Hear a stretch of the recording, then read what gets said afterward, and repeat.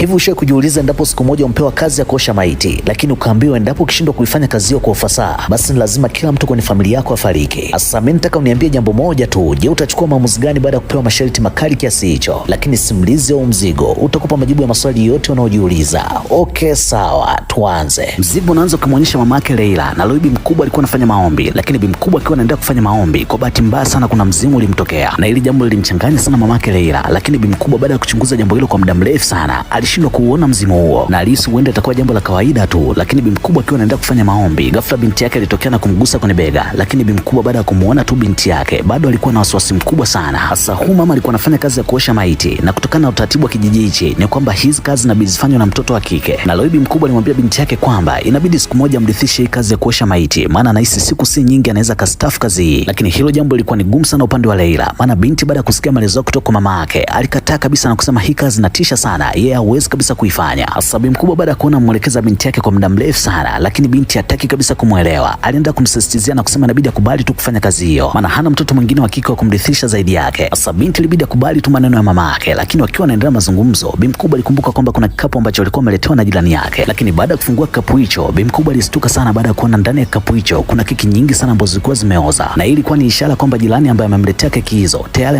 ameshafariki. Na hapo ndipo Bi mkubwa ilibidi atoke na kwenda nyumbani kwa jirani yake, ikiwezekana ajue ni nini kilichomfanya mpaka jirani yake akafariki. Lakini baada ya muda mfupi, Bi mkubwa alifanikiwa kufika nyumbani kwa jirani yake, lakini jambo la kushangaza ni kwamba Bi mkubwa alikutana na mwili wa jirani yake ukiwa umeharibika sana, jambo lilomuumiza sana mamake Leila, maana hata alipokuwa anarudi nyumbani, Bi mkubwa aliishiwa kabisa nguvu baada ya kuliona tukio hilo. Lakini Leila pamoja na kaka yake ilibidi wampe msaada mama hao, ingawa hali ya mamake Leila ilianza kuwa mbaya siku baada ya siku, na hii ni baada ya kushuhudia maiti kutoka jirani yake. Ingawa Leila baada ya kuona hali ya mamake imezidi kuwa mbaya, ilibidi akubali kurithi mikoba ya mama yake na kukubali kufanya kazi ya kuosha maiti. Na baada ya siku kadhaa kupita, Bi mkubwa alianza kumfundisha binti yake kazi ya kuosha maiti, na alimwambia endapo ukiwa umetoka kuosha maiti, lazima nguo zote za marehemu uzichome. Hasa Leila ilibidi amsikilize tu mama yake, lakini Bi mkubwa baada ya kumaliza kuzungumza na Leila, ilibidi aingie ndani kupumzika. Lakini kwa bahati mbaya sana, Bi mkubwa akiwa anaingia ndani, ghafla alitokea na mzimu, na kutokana na mila za kijiji hichi ni kwamba endapo ukitokewa tu na mzimu, basi lazima ujue kwamba kifo chako kipo karibu. Hasa Bi mkubwa kwa sababu alikuwa anajua kabisa jambo hilo, ilibidi arudi kitandani kupumzika. Lakini kama isivyo bahati, upande wa Leila hali ilikuwa ni tofauti kabisa, maana binti alipostuka tu aligundua kwamba mama yake ameshapoteza maisha, na hapo binti akaona hana namna, ilibidi achukue mwili wa mama yake na kwenda kuuosha. Lakini hata watu walipotaka kujua chanzo cha kifo cha mama huyu, Leila aliamua kuwadanganya na kusema mama yake amfariki kwa ugonjwa wa moyo. Lakini siku ilipopita, Leila akiwa ametulia zake nyumbani, kuna majirani ambao walikuwa wamekuja kumtembelea, lakini Leila alikataa kabisa majirani hao wasiingie ndani. Lakini majirani baada ya kuchungulia ndani, walistuka baada ya kuona kuna damu zikiwa zimetapakaa kitandani, na hapo ndipo majirani wakajua kwamba huenda Leila atakuwa amewapanga mama yake akufa kwa ugonjwa wa moyo, bali kuna kitu ambacho kilikuwa kimemzuru. Lakini baada ya tukio hilo, kuna binti mmoja ambaye anaitwa Teli, na huyu binti baada ya kusikia taarifa za kifo cha mama yake Leila, alianza kuingiwa na wasiwasi mkubwa sana na kusema anahisi kuna kitu ambacho kitakuwa kinawasumbua kijijini hapo, maana haiwezekani kuwa na vifo vya ajabu kiasi hichi. Lakini baada ya mazungumzo hayo, Teli pamoja na wenzake waliondoka na kwenda kufanya ibada, lakini mambo yalianza kuwa magumu sana upande wa Teli, maana Teli akiwa anaendelea kufanya ibada, kwa bahati mbaya sana alitokewa na mzimu, hali iliyofanya Teli apige sana kelele. Lakini waumini nao baada ya kumtazama Teli walishindwa kujua ni nini tatizo. Lakini hata huko upande wa pili wa Leila mambo yalikuwa ni tofauti kabisa, maana binti naye alifanikiwa kuiona mizimu, na mmoja wa mizimu hiyo alikuwa ni mama yake. Lakini Leila ilibidi avunge kama hajaona kitu chochote kile. Hasa binti akiwa anaendelea kufanya ibada, alistuka baada ya kuona kuna mzimu unafanana sana na Tudi, Bi mkubwa ambaye alikuwa jirani yake. Lakini Leila baada ya kumtazama sana Tudi, aligundua kwamba huenda Tudi na atafariki muda si mrefu, maana endapo ukitokewa tu na mzimu wa sura yako, basi lazima ujue kwamba siku si nyingi utapoteza maisha. Na hapo ndipo Leila akaanza kuelewa somo kwamba ni kwa nini watu wengi hawataki kufanya hii kazi ya kuosha maiti, maana endapo ukiwa unafanya hii kazi unakuwa na uwezo wa kujua ni nani ambaye anaweza kupoteza maisha hapo baadaye. Hasa Leila baada ya kumaliza kufanya ibada, binti aliondoka na kurudi zake nyumbani. Lakini binti baada ya kurudi nyumbani alistuka sana baada ya kuona kuna mtu anafanya ibada nyumbani kwao, na alipotaka kumgusa mtu huyu, kwa bahati mbaya sana huyu mtu pale pale akapotea, na hili jambo lilifanya Leila apate mawazo mengi sana. Lakini binti akiwa anataka atoke ndani humo, kwa bahati mbaya sana alikanyaga waya uliomfanya apate maumivu makali sana. Lakini Leila akiwa anaendelea kuugulia maumivu, ghafla itokewa na mzimu wa Tudi. Lakini hata huko nyumbani kwa Tudi